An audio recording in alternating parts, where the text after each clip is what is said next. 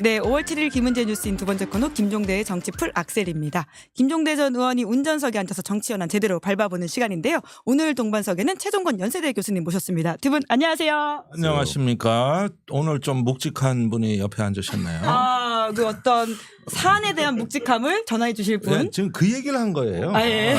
그리고 직책도 외교부 전 차관을 하셔가지고 예. 묵직하신 분이긴 합니다. 예. 사이간 뭐. 제가 평소에도 자주 보지만은 항상 보면은 선배 앞에서 무게 잡는 스타일이거든요.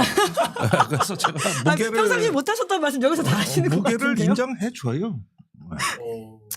진행하십시다. 예. 전혀 안 받아주시는데요. 이러실 수 있습니까? 그래 이런 게 무게 잡는다 이 뜻이죠. 예. 저희가 최종건 교수님이 신간이 나오기도 했고 또 외교부 차관으로서의 가지는 전문성이 있으셔서 요새 통상 외교 이런 이야기들 많지 않습니까? 그 이야기 해보려고 모셨는데요. 또 현안이 워낙 많아서 그렇죠. 앞에 잠깐 현안 이야기를 좀 해야 될 것 같은데 그래도 최 교수님 모셨으니까 저희가 구독 이벤트 진행하려고 합니다. 새로 나온 책이 있거든요. 이 책 제목이 굉장히 좀 인상적인데요. 헌법의 힘 외교의 길이라고 해서 저희 시사인에서 내돈내산으로 3권 지금 뭐 물론 소소하긴 합니다만은 저희 구독 인증 이벤트 지금 자막으로 넣고 있는데요. 거기에 응모해 주시면 구독했다라고 넣어주시면요. 그중에 뽑아가지고 3분한테 책 선물 드리려고 합니다. 아이고 야 책 읽고 구독하고 예. 지금 59만 1,094명. 네. 60만이 지금 바로 코앞에 예. 있습니다. 물론 이거는 대선 전에 우리의 마음을 가다듬는다는 의미에서 구독을 누른다. 그렇게 해가지고 이 대선을 맞이하는 시청자들의 의지를 이렇게 또 결기를 보여주시는 거는 구독이 최고다. 예, 이런 역시 말씀드립니다. 저희 기사님께서는 늘 시작부터 제대로 밟아주고 계시는데요. 네. 최종근 교수님 그래도 오랜만에 저희 1년 됐나요? 작년에 책 나왔을 때 모셨었는데요. 어떻게 지내셨는지 근황 좀 인사 좀 해주십시오. 예, 학기 시작했죠. 한참 됐죠. 2달 됐는데 학교에서 열심히 학생들 가리키면서 가끔 유튜브도 하고요. 예, 이제 매주 월요일 시선집중 예, 두 분 네. 콤비이지 않습니까? 네. 그래요. 예. 아니 책 제목에 왜 이 헌법과 외교가 들어있는지 짧게 이야기해 주셔야 될 것 같아요. 그렇지. 예, 그것은 우리 국제정치학 가리킬 때요. 강의할 때 혹은 배울 때 맨 먼저 국제정치는 무정부라고 이야기하거든요. 그러니까 국가보다도 높은 상위의 정치체제는 없다고 얘기하는데 긴 얘기를 짧게 말씀드리면 그럼에도 불구하고 외교정책을 펴는 데 있어서 헌법이 중요하다라고 쓰고 있었는데 갑자기 내란이 터진 거예요. 아이고. 그래서 겨울방학 때 좀 새롭게 좀 다시 써서 헌법의 가치 안에 우리가 외교를 펼칠 때 정말로 우리 국익이 확보될 수 있다라는 것을 좀 이야기하고 싶었고 제 개인적으로 외교차관의 경험을 좀 녹여서 좀 교과서 혹은 네. 뭐 외교 에세이 뭐 이런 식으로 쓰고 싶었어요. 이렇게 하면 책이 안 팔리고 네. 많이 많이 팔렸어요? 이미 많이 네. 팔려서 네. 여유가 있다. 그래서 이게 강자의 여유구나. 그랬는데 계엄을 보면서 절망했습니다. 이 나라는 어디로 가는 것이냐. 공부에 집중이 안 되기 시작했어요. 그래서 저를 돌아보고 국가를 돌아보는 시간이 꼭 필요하겠구나. 이래서 제가 결심을 했습니다. 이렇게 나가야. 독자분들께 진실을 말씀드려야죠. 그렇게 아니 안 되죠. 아니 책은 팔고 보는겨. 그 내용도 진실이. 짧게 있지 않습니까? 네. 다 있는 얘기를 하는 예. 거죠. 그래서 외교 그러니까 뭐 미사일 한 방보다 평화의 메시지 한 문장이 중요합니다. 이게 이 간단한 사실을 모르고 사는 것 같아서 제가 다만 국가를 구하고자 했을 뿐입니다. 뭐 이렇게 좀 국가를 구하기보다는 그 세일도 되고 있나 봐요. 구독이 올라가네요. 올라가죠. 그러니까 더 올려. 바빠. 김종대 의원님이 책 쓰셔야 될 것 같아요. 방금 그 문장 그대로. 그렇죠. 미사일 한 방보다 다만 이 문장 평화의 하나로 평화를 메시지 한 문장이. 아름다운 말이네요. 뭐 외교가 무너지면 전쟁이 난다. 네. 하고 싶었던 거죠. 그렇습니다. 네, 진행하시죠. 예. 네, 통상 이야기 하기 전에 그런데 오늘 이제 6시에 이제 한덕수, 김문수 두 사람이 만난다라고 하거든요.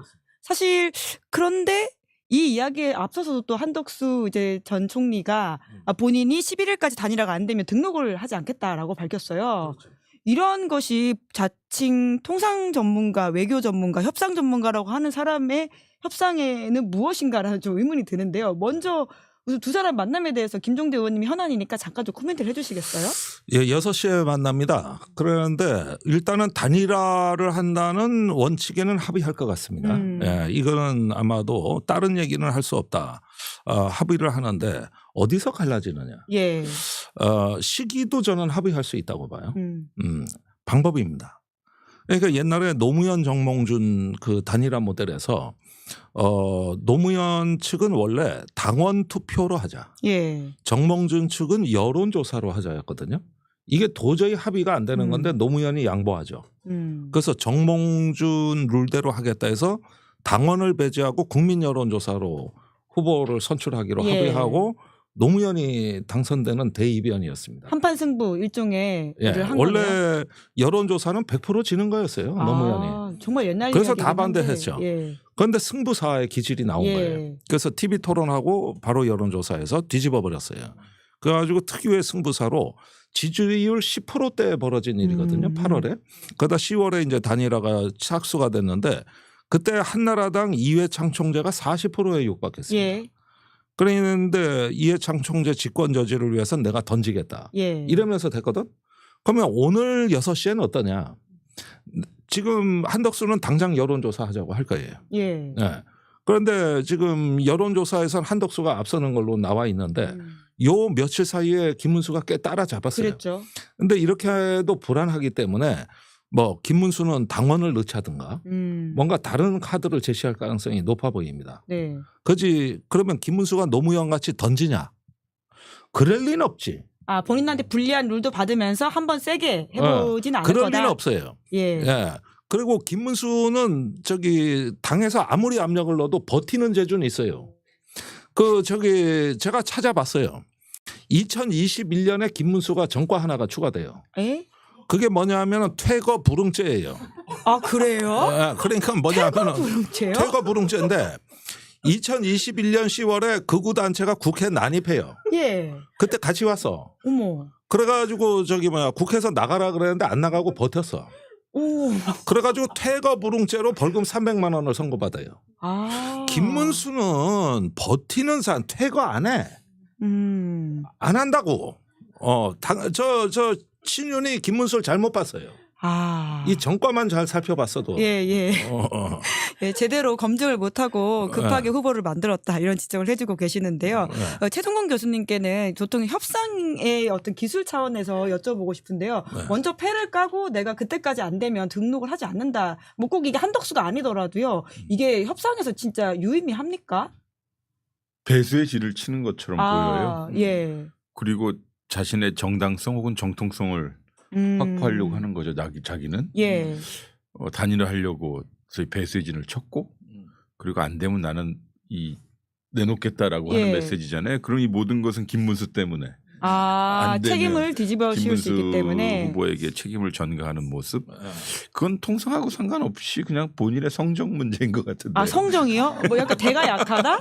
뭐 성격, 약하죠. 뭐 성질, 예. 뭐 그런 것 같은데요. 키가 크면은 대가 약해요. 바람에 뭐 키 크신 분 중에서도 아닌 분 있을 수 있으니까. 아니 이렇게 무게 있으면 상관없어요. 예. 저는 앉은 키가 작아요. 화면에도 보시다시피. 아니 그러면 한덕수가 이렇게 버티지 못하고 결국은 11일 이후에는 아웃될 거라고 보십니까? 그렇게 봅니다. 왜냐하면 시간과 돈이 김문수 편입니다. 예. 그다음에 김문수 이 엉아를 정말 잘못 본 게 이분 옛날에 보안사 끌려가서 고문에도 버틴 분이에요. 과거에는 또 진보정당 활동을 했던 그래서 분 우리가 아닙니까? 잘 알아요. 예. 저 물고문 전기고문 다 받고 버틴 분이요. 버티기 전문가다. 찍어 누르면 더 버텨. 예. 그러니까 친윤이 사람 잘못 본 거야 지금. 그러면 제대로 속인 거예요? 그래서 지금 그럼 친윤은 가만히 있냐? 예. 친윤이 지금 이러면은 공천장에 직인을 안 찍어줄 가능성이 있거든. 옥새 들고 나르샤. 그렇지. 그래서 김문수는 빨리 대표실에 보초를 세워놔야 돼. 옥새를 보위하기 위해서요. 야. 그 나중에 후보가 11일까지 등록해야 되거든. 예. 그런데 저기 단일화는 실패했는데 옥살 안 찍어주고 버티는 수가 있는 거거든요. 그러면 국민의힘 후보를 아예 못 내는 상황이 되는 거예요? 아니 그랬는데 김문수를 피를 말리는 거죠. 그리고 권영세는 부산 영도 딸이로 가요. 예. 예, 이런 야. 상황을 대비해야 될 것이다. 야. 지금 빨리 옥새의 행방을 확보해놔라. 예. 소재를. 예. 이 조언도 드립니다. 모든 건 다 써야 될 거 아닙니까? 비상수단은. 참 이게 무슨 상황일까라는 무슨 생각이 상황? 드는데요. 개 같은 상황이지. 뭐 아니, 이게. 그런 이야기는. 아, 그래요? 예. 우리 또 남이 예. 당을 이렇게 걱정하십니까? 아니 글쎄 아니 내가 열받더라고. 공당의 후보를 예. 정당법 위반이고 네. 당헌 74조 위반이에요. 내가 다 찾아놨어요. 예. 당헌 74조 당무 우선권은 대통령 후보에게 있다. 예. 그런데 뭐 만대로 전국대회하고 전당대회하고 이거 전부 불법입니다. 오늘 벌써 가처분 신청 들어갔어요. 그랬죠. 예. 예, 빨리 결과가 나올 것으로 보이긴 하는데요. 예. 그래서 오히려 국민의힘에서는 이제 김문수한테 사기당했다, 그러니까 속았다, 이 약간 사기 피해자라는 식의 이야기를 하면서 단식을 중진들이 할 거라고 하거든요. 그럼 그래? 예. 단식까지 한대? 릴레이 중진들이? 단식을 한다고 단일화를 촉구하면서 단식이 할 수 있겠지만 그걸 11일까지라면 지금부터 해도 며칠 안 하네. 4, 5일 5일밖에 안 하네. 예. 간헐적 단식. 예. 딱히 의미는 없다. 아니 그러니까 뭐 이런 백약이 이야기로. 뭐예요? 예, 버티는 예. 데는 예. 백약이 뭐였는데 아, 내가 보기에 권영세 비대위원장은 무기가 옥새밖에 없어요. 예. 그러니까 그거 건사 잘해야 됩니다. 오늘 6시에 어떤 이야기가 나오는지 좀 지켜보도록 하고요. 본격적으로 최 교수님 모셨으니까 이 통상 전문가 한덕수 후보에 대한 이야기를 좀 여쭤보고 싶은데 어제만 하더라도 본인이 관훈 토론회에서 본인의 강점을 통상과 외교 전문가라는 이야기를 했는데요. 도통 이 통상이라는 단어가 아직도 좀 낯선 것 같거든요. 도통 이게 어떤 의미에서 통상이고 어떤 걸 잘해야지 통상 전문가라고 할 수 있습니까? 글쎄요. 일단 무역이란 용어는 우리가 다시 예. 쉽게 관념적으로 이해되죠. 수입과 수출, 뭐 제품과 재화 그리고 서비스의 국가 간 이동일 텐데 통상은 그 국가 정책이라고 일단 보시면 되고요.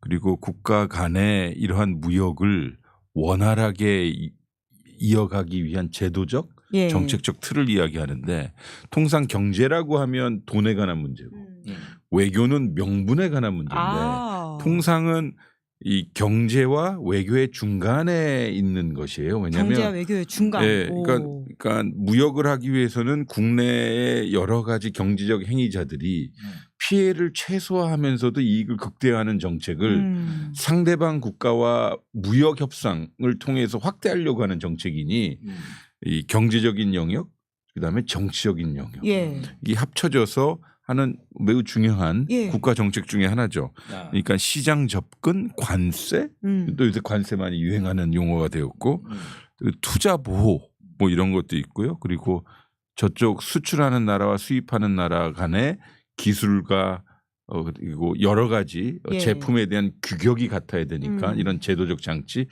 뭐 이런 통화라는 예. 일종의 종합 정책이라고 하는 거죠. 네. 또 요새 많이 유행하는 것이 또 공급망 예. 그리고 경제 안보 이것도 이제 다 통상 쪽에 이제 들어오게 되는 거죠. 아. 그래서 앞으로 이제 6월 이후에 대한민국은 아마 경제와 외교는 그렇게 구분이 없을 거예요.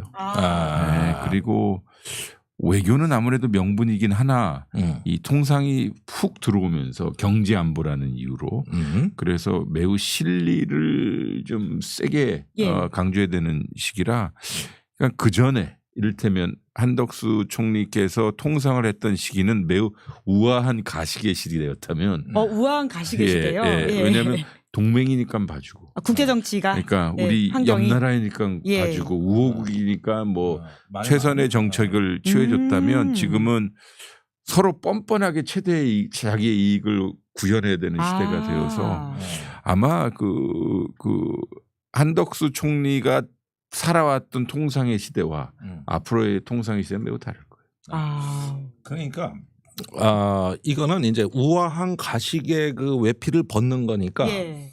동네 목욕탕 예. 가면 홀딱 벗고 감출 게 없잖아. 예. 예. 거기서 논의 하는 비즈니스로 이게 바뀐 거예요. 넥타이 매고 뭐 와인 마시면서 하는 게 아니야 이제. 정말 다 동네 하는 목욕탕에서 상황이다. 예. 저기 뭐냐 그 칡즙 있어. 칡즙 2,000원짜리. 아 목욕탕에 칡즙 팔아요? 보통은 요구르트 먹지 않나요? 아니요, 요즘 안 그래요. 칡즙 예. 팔아요. 그리고 커피 우유. 그런 거 마시면서 해라 이거요. 우아하게 예. 감추지 말고. 예. 그러면 본인이 주로 자랑하는 스펙이라고 하는 게 이제 마늘 협상이라는 부분이었는데 또 댓글창에 이미 그 마늘 협상도 실패했던 게 아니냐라는 식의 지적을 해주시는 분들이 아니, 그러니까 있거든요. 마늘을 제가 절대 폄하하는 거 아니에요. 예. 마늘 매우 중요해요. 게다가 우리 그것을 재배하는 우리 농민분들에게는 매우 중요한 이슈죠. 근데 사실상 이제 지금도 그렇지만 반도체 문제 어떻게 할 것이며 자동차 부품 문제 어떻게 할 것이고 의약품 문제 어떻게 할 것이고 또 자동차 이게 소위 4대 혹은 5대 핵심 산업인데 이걸 가지고 이제 경제안보의 이름으로 공급망을 확보하는 시대가 이제 열리게 될 텐데 거기서는 정말로 폼 잡는 사람들보다 동맹이라고 서로 봐주겠거니 기대하는 사람보다 정말 앉아놓고 뭐 목욕탕 비유를 말씀하셨지만 정말 눈 부라리며 친구하고도 혹은 동맹하고도 자기 이익을 극대화할 수 있는 그런 시대가 된 것이고 그래서 아까 말씀드렸다시피 경제와 즉 통상과 외교는 이제 구분이 없는 시대가 될 거예요. 지금도 우리가 압박받는 우리에게 압박을 주는 나라가 우리에게 가장 중요하다고 하는 미국이잖아요. 그렇죠. 그러니까 뭐 이승환의 유행가 있잖아요. 어떻게 사랑이 그래요라는 노래가 있는데 요새는 어떻게 동맹이 그래요. 그러니까 의원님 그 노래 모르시는 것 같은데요. 약간 느낌이? 몰라. 그러니까 우리 X세대만 알아.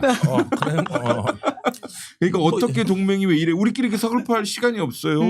아니 10% 25% 보편관세 상품관세 팍팍 때려버리고 일본 이시바 총리가 가가지고 트럼프 대통령이 취임하고 나서 이스라엘 총리 그다음에 이시바 일본 총리를 두 번째로 정상회담했는데 LNG 사다 주겠다 뭐 투자하겠다 해도 결국은 다 때려버리는 거예요. 그렇죠.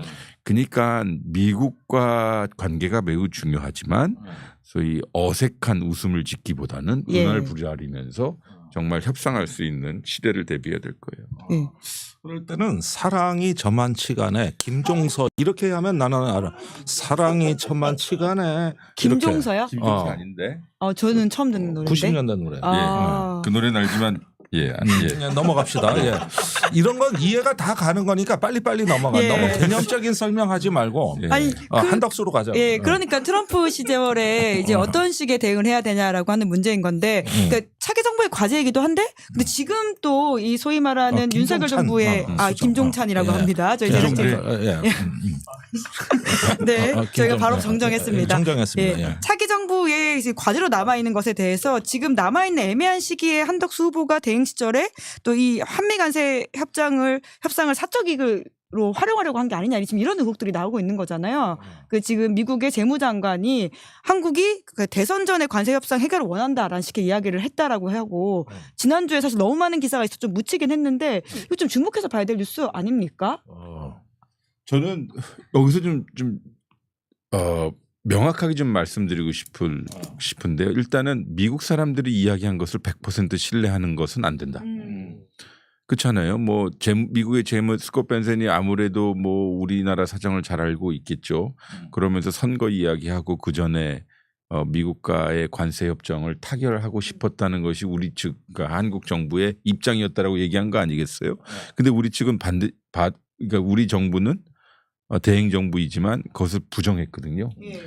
이걸 두 가지로 해석할 수 있어야 돼요. 정말 그 미국 측의 이야기가 사실이라면 저 사람들은 국내의 정치 혹은 미국과의 관세 문제를 자기의 정치적 이익으로 활용하려고 했던 정말 나쁜 사람들이다. 정말 나쁜. 사실 이제 댓글창에는 아까 매국노다라는 식의 말까지 있을 정도로 좀 심각한 사안으로 봐야 된다라는 거잖아요. 이걸 또 다시 뒤집어 해석해서 미국 측이 그냥 우리를 압박하기 위해서 자기 뜻대로 이야기한 것, 소위 과대하게 이야기한 것이라면 미국은 정말 우리가 생각하는 것보다 더 많이 알고 있다. 그래서 정말 준비해야 할 과제들이 많아진다. 따라서 미국 아까 제가 초반에 말씀드렸다시피 미국이니까 혹은 동맹이니까 우리를 잘 봐주겠지라고 하는 그런 마음가짐으로 미국과 대응해서는 안 된다. 그러니까 뭐 우리는 우리의 문제 중에 하나가 동맹 국가인 미국을 너무 의인화하거든요. 혈맹이다, 뭐 형제다, 뭐 그러는데 친구다. 아 그런 면이 없지 않아 있긴 하나. 저희 돈의 영역 또 자기네 정치적 영역에 들어오면 정말 면도날처럼 날카롭고 차가운 사람들이라 정신 바짝 차려야 된다라고 생각을 해요. 아니 그런데 미국도 아는 것 같은 게 유달리 한국, 일본, 대만은 미국에 잘 대드는 나라가 아니다. 저번에 그 TSMC 반도체 부셔버린다 그럴 때도 대만이 찍소리 못했습니다. 그 차잉잉원 총통이 미국 가서도 그거 항의 한마디 못했거든요.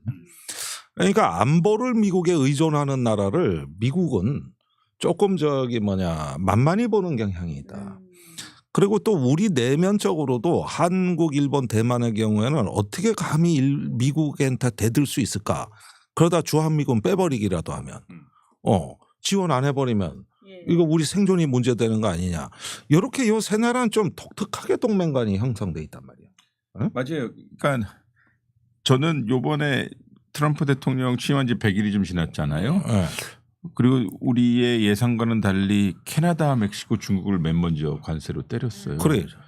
근데 고맙게도요. 정말 고맙게도 캐나다하고 멕시코가 잘 버텨줬어요. 그렇죠. 잘 싸웠지. 네.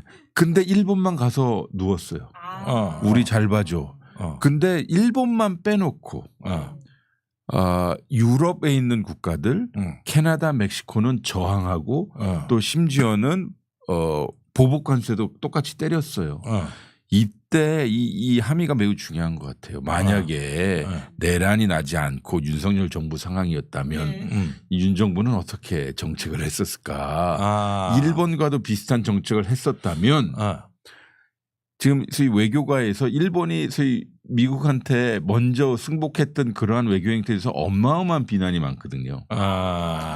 그러니까 오히려 내란에 의도하지 않은 긍정적 결과는 지금 우리 윤석열의 공석을 던졌다. 우리 정부의 지금 대행 정부이지만 조금 이러한 관세의 압박 안에서 조금 멀어졌다는 거고요. 그렇다고 해서 우리가 뭐 마냥 기다릴 수는 없는 거니까 새로운 정부 나올 때까지 실무들은 미국과 대화를 계속해야 하고 그래야 그들의 의중이 무엇인지 파악해야 하며 또 미국의 주요 인사들하고 소통은 하되 뭘 할 수는 없겠죠. 그러니까 다음 정부가 뭘 할 수 있게 좀 준비는 해주는 것이 지금 정부의 산자부가 됐든 외교부가 됐든 관련 부처의 실무들이 해야 할 일들이겠죠. 그러니까 2월에 이시바 총리가 미국에 갔어요. 그러니까 트럼프를 만났어. 그런데 강아지 마냥 발라당 누워가지고 막 까불도 왔어. 배를 보여주면서 꼬리 흔들고. 아부의 기술 뭐 이런 식의 워딩까지 아부의 나올 기술. 정도였죠. 옛날에 그거 비판했던 총리가 지가 그렇게 했어. 그런데 가서 와보니까 뒤통수를 맞았어. 그래서 이시바 총리가 이시바 안 됩니다. 의원님 오늘 왜 이러세요? 의원님. 이래가지고 아니 난 총리 이름을 했잖아. 그러면 학시라 그래야 학시바. 이래가지고 지금 이제 다시 개기는 모드로 갔어 그냥. 말 안 하고. 저항. 그 터에 한덕수 최상목이 뻥 튀어나왔어. 그래서 우린 빨리 가서 하겠다. 이렇게 하다가 둘 다 물러난 거야 지금. 그러니까 여기서 중요한 거가요. 우리가 통상이 뭐냐고 아까 사회자 선생님께서 여쭤보셨지만 중요한 건 이겁니다. 통상은 앞에는 상대방 국가가 있어요. 뒤에는 우리 관련된 행위자들이 있을 거 아니에요. 왜냐하면 자동차 만드는 기업들, 관련된 이런저런 하부 용역업체들 다 국민들의 경제에 연관이 되어 있는데 거기서 자기 정치적 이익으로 덥석 협상을 해버리면 우리 국민들의 피해가 클 뿐만 아니라 분명히 상대방은 내 뒤에 누가 있는지 알고 내가 얼마나 정치적으로 취약한지 알고 있기 때문에 이 통상협상 혹은 국가 간의 외교적 협상은 국민들의 지지 혹은 그 정부가 얼마나 정당한 정부인지가 되게 중요해요. 그 책에 사실은 그런 내용이 이 책에도 굉장히 중요하게 나와 있다고 알고 있는데요. 그 헌법의 힘 외교의 길에는 여러 가지 지혜가 있죠. 이제 좀 팔리는 워딩이 나오네. 그러니까 보세요. 그 소위 윤석열 정부 3년 동안 외교 현장에서 소위 많이 퍼주었다라고 이야기를 하잖아요. 예. 근데 그게 왜냐하면 그 국민적 지지를 받지 못했기 때문에 이 외교적 협상력, 정동성이 많이 떨어지거든요. 왜냐하면 국내적 지지가 없기 때문에 뭐 이렇게 협상력이 없으니까 많이 퍼줄 수밖에 없고 그것을 자신의 외교적 업적으로 포장을 해서 다시 국내 정치도 데려오려고 하는 욕망이 있어서 그러니까 국내 정치와 국내 정치와 외교 정책은 상당히 밀접하게 연결이 되어 있다는 거죠. 그 내용이 요 책의 핵심 메시지야 사실은. 그렇죠. 그런데 실제로 그게 현실에서 나타났습니다. 4월 30날 캐나다 총선, 5월 3일날 호주 총선이 있었어요. 예. 근데 그 전부 다 두 나라 다 보수당이 20% 이상 앞서고 있었어. 20%. 되게 큰 격차잖아요. 20% 엄청난 격차예요. 거의 저기 집권 뭐 노동당 또 캐나다의 자유당은 중도 좌파당인데 괴멸 상태야. 예. 10%까지 떨어졌거든. 그런데 다 이겼어. 막상 총선 때 하루 이틀 사이에. 반트럼프 효과. 반트럼프 효과요. 저기 보수층이 트럼프 코스프레를 했거든. 그러면서 저기 뭐 일론 머스크 비슷한 도찌라고 정보 효율 뭐 이런 것도 만들겠다 뭘 하다가 저기 트럼프하고 나는 맞짱 뜨겠다고 하는 중도 좌파 지도자한테 다 역전패. 대역전패 당했어요. 대역전패. 네. 국제정치적 교훈이 분명히 있다라는 말씀을 이런 게 바로 정치와 외교가 같이 어우러지고 부딪히는 현장이라고 할 수가 있는 거겠죠. 예, 맞습니다. 뭐 덧붙이자면 이제 앞으로 벌어질 뭐 지금도 마찬가지입니다만 뭐 특정 정치 뭐 출마를 선언한 총리를 비난하고자 하는 것은 아닌데 이제 한 사람의 능력으로 백마탄 기사처럼 적진에 따각따각해서 칼싸움하는 시대가 아닙니다. 그렇죠. 그러니까 한 사람의 10걸음보다 10사람의 한 걸음이 필요해서 정부의 여러 가지 능력과 재원을 모빌라이즈하고 동원해서 상대방과 심하게 칼싸움을 할 준비가 되어야 됩니다. 즉 전면전이 되어야 될 텐데 그러니까 한 사람으로 모든 것이 해결될 것이다라고 주장하고 믿는 사람들이 있다면 이건 정말 문제죠. 근데 현재 지금 또 지금 대행의 시절을 우리가 여튼 버티고 있는 상황이긴 한데요. 6월 3일 돼야지 새로운 정부가 탄생을 할 텐데 심지어 지금은 대행과 대행의 대행도 없는 상황이지 않습니까? 최상목 이제 부총리도 이제 탄핵안이 올라가니까 사퇴를 하게 됐는데요. 그럼 지금은 여튼 미국의 압박이라는 게 계속 존재하는데 우리 정부가 어떻게 하고 있습니까? 뭐 지금 정부 뭐 있겠어요? 다음 정부나 가야 뭐 그냥 버티고 있는 건가요? 그렇죠. 좀 견디고 버티는 거죠. 예, 그러니까 사람 없으니까 좀 시간 달라. 이게 근데 결국은 우리 국민 모두가 지금 저 좀 터널 안에 있는 거예요. 그래서 6월 3일날 저기 빛이 하나 보여요. 예. 그래서 오화 대열을 맞춰서 나고자 없이 거기까지 가야 되는 순간이에요. 물론 뒤에서 혹은 저 빛 앞에서 뭐 이런저런 압박이 들어올 테지만 그래서 이 경로를 이탈하지 않고 앞으로 나가는 힘이 수밖에 없어요. 상당히 어려운 시절이고 아마 2018년도 박근혜 탄핵 때보다 지금 탄핵이 대한민국에는 큰 타격일 겁니다. 박근혜 대통령의 탄핵은 소위 그 부정부패와 관련이 되어 있다면 지금은 내란, 소위 쿠데타와 관련된 것이기 때문에 그렇죠. 소위 한국을 잘 알고 그다음에 국제 경제나 국제 사회에서 한국을 바라보는 시각이 한국과 같은 나라에서 쿠데타가 날 수가 있었어. 그럼 여기 어떤 질문이 따라오냐면 한국은 도대체 어떤 나라야? 두 번째는 소위 대한민국 정부를 책임졌던 혹은 주도했던 보수 세력은 정말 민주주의를 믿고 있었나? 라는 질문. 그리고 세 번째는 대한민국의 경쟁력의 근간은 산업 뭐 다 있겠습니다만 민주주의였거든요.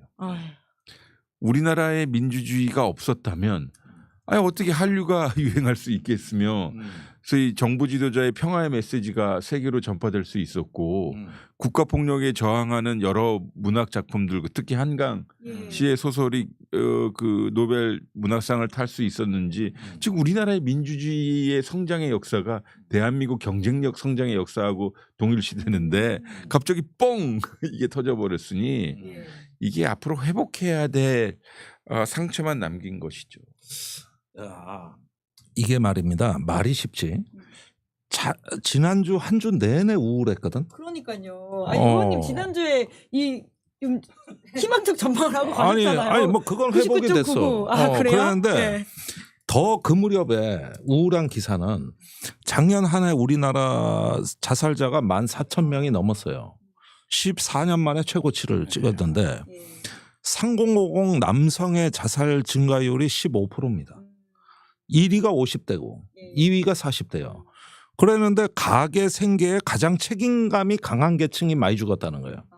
14,000명이면은 저기 제주 4.3 항쟁의 사망자보다 많습니다. 그게 한순간에 한 해에 일어나고 연말에 계엄으로 인한 GDP 저기 경제 효과가 마이너스 0.2%예요. 그러니까 이게 지금도 아직 회복이 안 된 상황이에요. 이래가지고 지금 내수가 이번 연휴 때 여러분들 다 보셨을 거예요. 교통 안 막혀요. 뻥뻥 뚫립니다. 이런 상황이에요. 그러니까 이제 이걸 갖다가 회복하고 극복하는 게 내후 외환을 이걸 해결해 나가야 되는데 얼마나 사실 앞으로 또 어려움을 겪어야 되는지 모르는 겁니다. 그만큼 상처가 컸던 거예요. 작년 한 해가. 그러니까 이런 것들을 보면은 대한민국이 다시 국제사회에서 신뢰와 어떤 저기 위상을 회복하기 위한 치열한 노력. 여기에 이게 보통 결기 갖고 지금 이게 될 일이 아니에요. 정권 바뀌었다고 저절로 되는 거 아닙니다, 이거. 그러니까 우리가 정말 얼마나 그 깊은 어두움에서 겨우 저 앞에 보이는 빛을 향해서 가고 있는지에 대한 이야기를 최 교수님 그리고 김종대 의원님이 해주고 계신데요.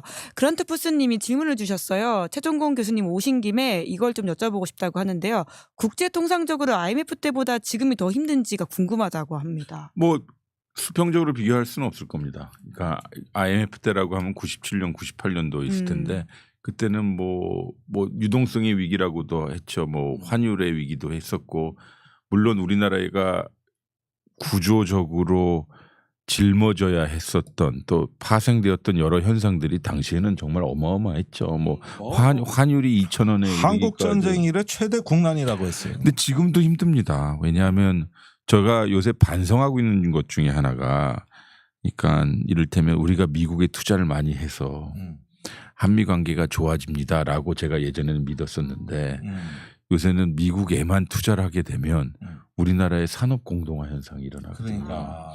그러니까 뭐 반도체, 자동차 뭐 등등 뭐 첨단 산업이고 고용에 의미 있는 파급 효과가 있는 산업들인데 그러면 우리 청년들의 일자리는 어떡하냐라는 생각이 들어요. 일자리가 약탈되는 거 아닙니까? 두 번째는 또 관련된 이제 여러 산업들도 힘들고요. 그리고 근본적으로요. 이거는 좀 한번 생각했으면 좋겠어요. 이제 통상 위기, 지금의 경제 위기가 물론 우리 자생적 원인도 있겠지만 외부로부터 오는 것이거든요. 트럼프의 귀환, 중국의 부상 이후. 그렇다 보면 이제 우리 주변국들의 경제력, 경쟁력도 높아졌는데 그들과 함께 동반 성장할 수 있는 기회를 지난 3년 동안 잃어버렸어요. 이상하지 않아요? 저기 세계에서 제일 큰 그리고 가장 빨리 성장한 중국이란 나라 옆에 있었는데 우리는 그 나라를 혐오한대요. 혹은 그 나라랑 잘 지내고자 하면 너는 중국 편이야 미국 편이라 우리 이중자 우리 이렇게 해서 편을 들라고 이렇게 해요. 심지어 우리나라에 나와 있는 중국인들을 상대로 잠재적 간첩이라고도 얘기를 해요. 붙어 있죠. 근데요. 우리 인도네시아, 말레이시아, 필리핀, 뭐 싱가포르에 있는 우리 청년들은 부상하는 중국 경제에 직접 취직하려고 노력을 해요. 근데 우리 젊은이들은 상해, 북경, 심천에 가서 취직할 생각을 못 해요. 왜냐하면 이게 인지적으로 어른들이 중국과 뭐 일을 하면 안 좋은 곳으로 이렇게 세뇌 비슷한 걸 해버렸기 때문에 그러니까 미래에 얼마만큼 우리가 더 확장할 것이냐는 또다시 정치의 몫이 되는 거거든요. 근데 정치가 너무 극단화됐다 혹은 정치가 너무 한쪽의 편을 강요하는 나머지 중국의 성장을 우리가 잘 활용하지 못하도록 막아놨어요. 그럼 이거는 이제 구조적인 문제뿐만 아니라 심리적인 문제여서 우리 청년들에게 너무 가혹한 짐을 짊어지게 하는 거죠. 그래서 어느 쪽이 더 힘들다? 저는 둘 다 힘들다고 봐요. 힘든데 그 방향이 반대였죠. 28년 전에 IMF는 세계 경제 글로벌화되는 세계 경제 속으로 한국이 국경을 넘어서 표준을 맞추고 구조를 조정해서 들어오라는 압력이었어요. 그런데 지금의 압력은 오히려 그 반대로 국가가 기반한 겁니다.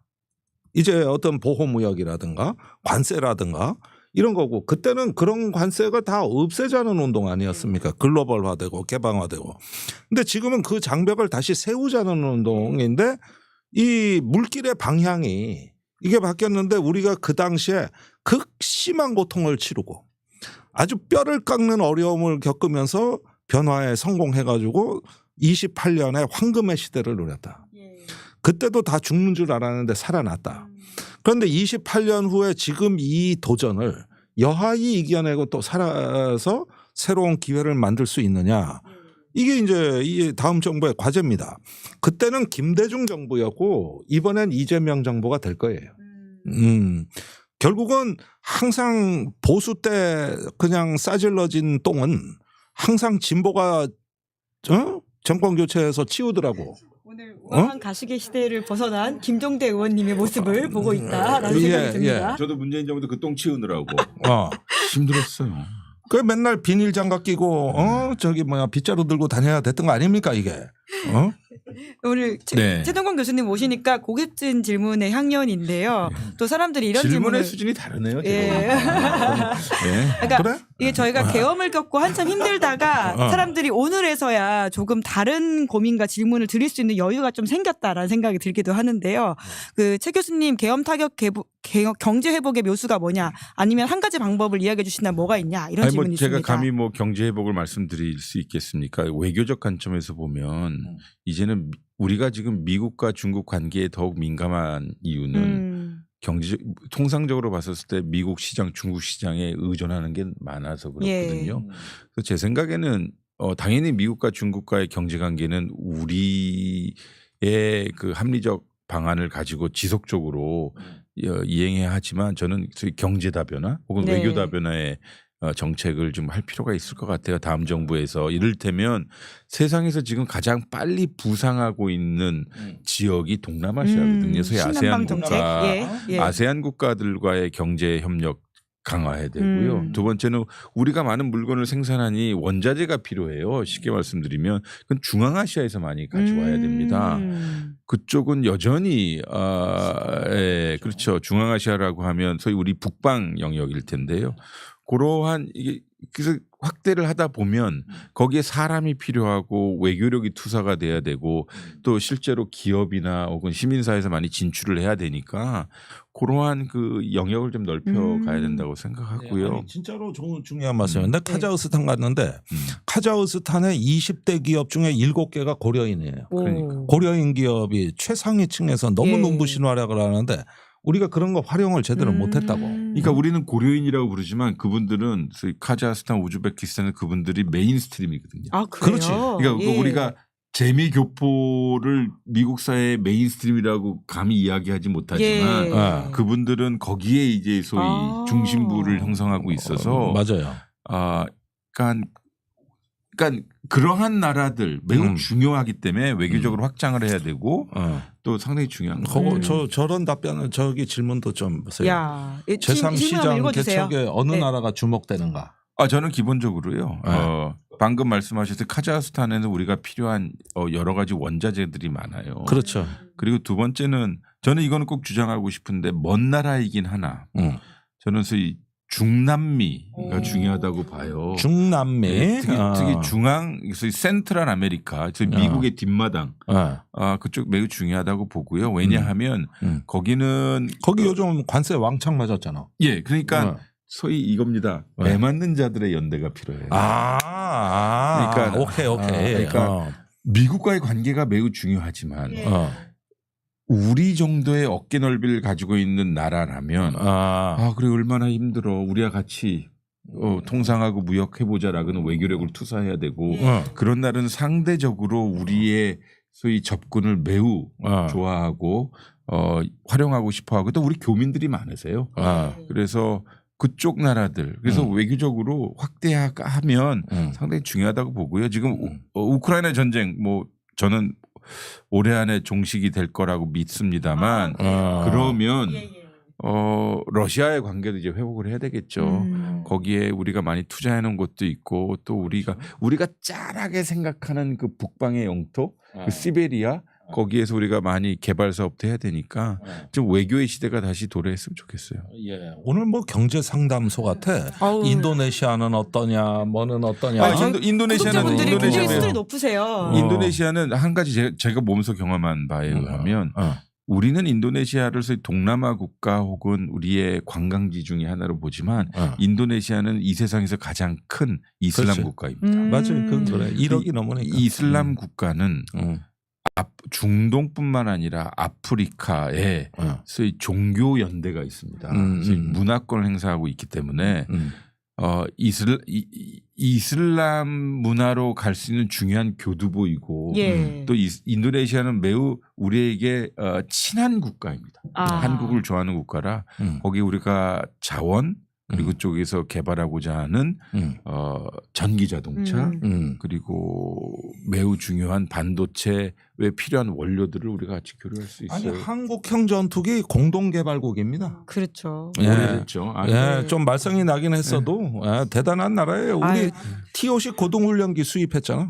두 분 정말 척척 대담너이신데요. 오늘 정말 고급진 이야기들에. 그러니까 나중에 이제 6월 3일이 지나가면 우리가 그동안 투쟁심으로 방송을 했잖아요.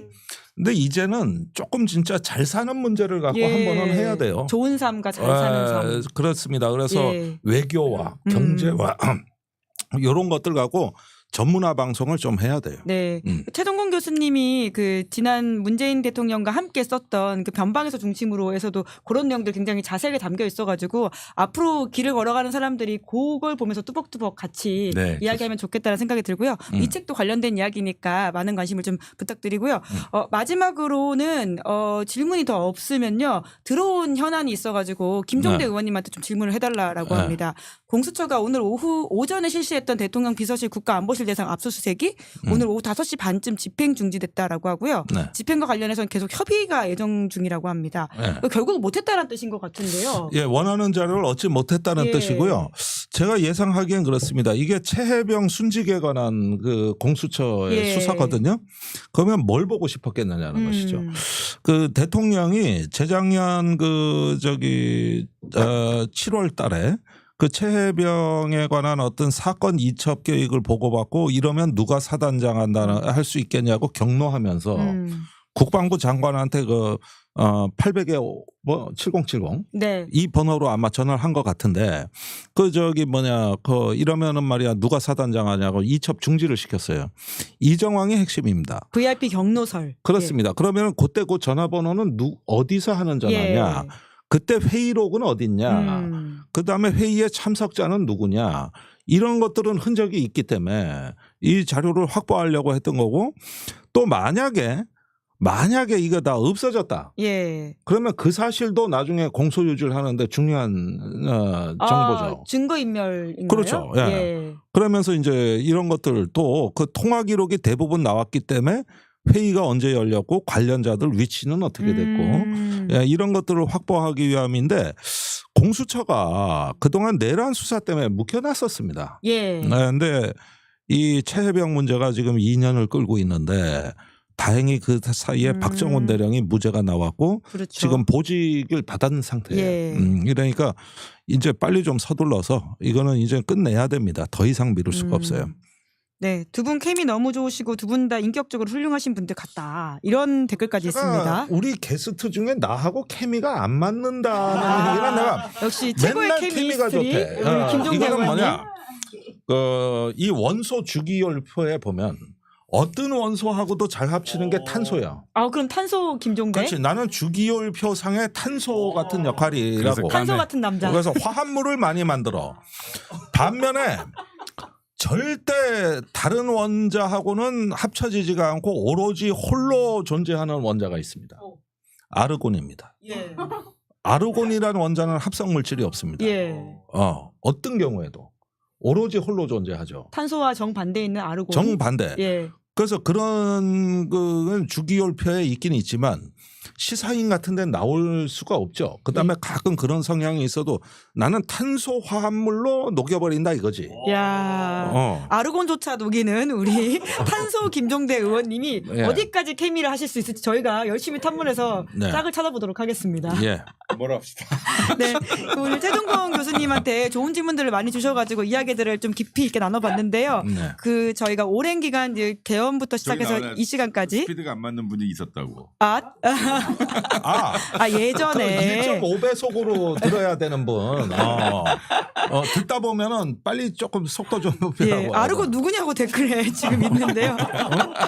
아르고님 누구냐요? 예, 이제 김종대 의원님이랑 안 맞는 사람 누구냐 이런 질문인 것 같아요. 그건 차차 찾아보도록 하죠. 지금 실명 토크 하실 거예요. 그건 아닙니다. 예. 자, 최종권 교수님 마무리로 저희 12상 개헌부터 지금까지 버텨왔던 이 어둠을 지나왔던 시민들한테 뭐 좀 해주실 수 있는 말씀이 있으시면 부탁드리겠습니다. 아유, 갑자기 이렇게 진지한 질문이 왔어요. 원래 그래요. 잘 답변하세요. 저는 제 학생들한테 이렇게 얘기합니다. 지금은 우리 다 동지다. 계엄 세대고. 두 번째는 조금 더 버티고 견뎌야 한다. 지금 견뎌야 할 시간이다라고 생각합니다. 잘 견뎌주시기 바랍니다. 좋은 말씀. 야. 그러니까 우리는 저항할 권리는 있지만 포기할 권리는 없습니다. 그런 면에서 또 나 이겨서 끝냈으면 더 내가 멋있는데. 두 분 다 같이 멋있습니다. 그렇지. 탄소는 뭐든 녹이니까요. 형님 얘기가 더 멋있네. 자, 그만할게요. 박홍찬님이 탄소가 몇 개 모이면 다이아몬드다라고 하는 그렇지. 아름다운 말씀을 이게 해주셨습니다. 삼중결합. 그게 다이아몬드 아니야. 탄소. 네. 예. 다음 과학이랑 외교 정치까지 고품격 방송 해주셔서 감사하다고 하고요. 네. 최종근 교수님한테 다음 정부에서 수고를 해주셨으면 좋겠다 이런 이야기를 해주시는 분들이 계십니다. 네. 앞으로도 계속 고맙습니다. 지혜를 엿듣도록 하겠습니다. 두 분 수고 많으셨습니다. 고맙습니다. 감사합니다. 네, 김은재 뉴스 5월 7일 준비한 방송 여기까지고요. 저는 내일 오후 5시에 이용우 의원, 신장식 의원과 함께 돌아오겠습니다. 오늘 방송 재밌게 보셨다면 구독, 좋아요, 알림 설정 부탁드리겠습니다. 고맙습니다. 시사인이 만드는 정치 라이브